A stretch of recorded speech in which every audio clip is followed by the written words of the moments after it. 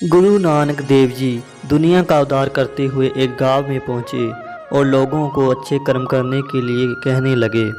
गुरु जी ने उपदेश दिया कि व्यक्ति हमेशा सुखी रहने के लिए अच्छे कर्म करता रहे और उस परमात्मा का धन्यवाद।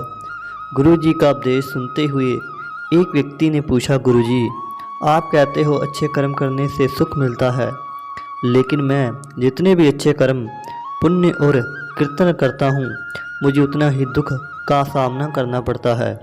लेकिन जो व्यक्ति दिन रात बुरा कर्म करता है वह दिन प्रतिदिन तरक्की करता है। गुरु जी ने कहा, एक बार की बात है, दो मित्र जिनमें आपस में बहुत मित्रता थी, दोनों ने व्यापार करना शुरू कर दिया और काफ़ी धन एकत्र किया। धनी राम बहुत ही निर्मल व्यक्ति था, लेकिन विशाल चंद बहुत ही कठोर था।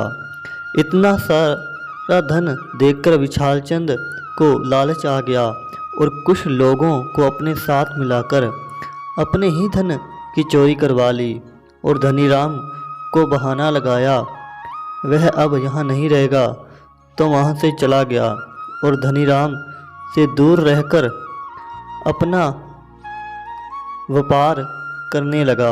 अब धनी राम मजदूरी करके जो धन कमाता वह कुछ अपने लिए खर्च करता और कुछ ज़रूरतमंदों की मदद करता। दिन बीतते गए। एक दिन विशाल चंद को व्यापार में काफ़ी घाटा हो गया, जिसके चलते वह बीमार रहने लगा और एक दिन उसकी मृत्यु हो गई।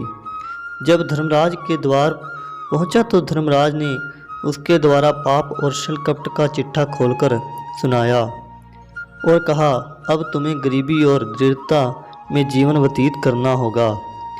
और तब विशालचंद ने पूछा, मेरा उद्धार कैसे होगा? तब यमराज ने कहा, अगर तुम गरीबी में भी उस परमात्मा का सिमरन भक्ति करते रहे तो तुम्हें एक दिन सुख जरूर मिलेगा। कुछ दिन बाद धनीराम की भी मृत्यु हो गई और दोनों ने एक ही गांव में जन्म लिया। अपने पुण्य कर्मों के करने से धनीराम को पूरे गांव का मुखिया बना और विशालचंद एक मजदूर। गुरुजी ने फिर कहा, ये सब कर्मों के चक्र होते हैं, जैसा व्यक्ति करता है वैसा ही उसे भोगना पड़ता है।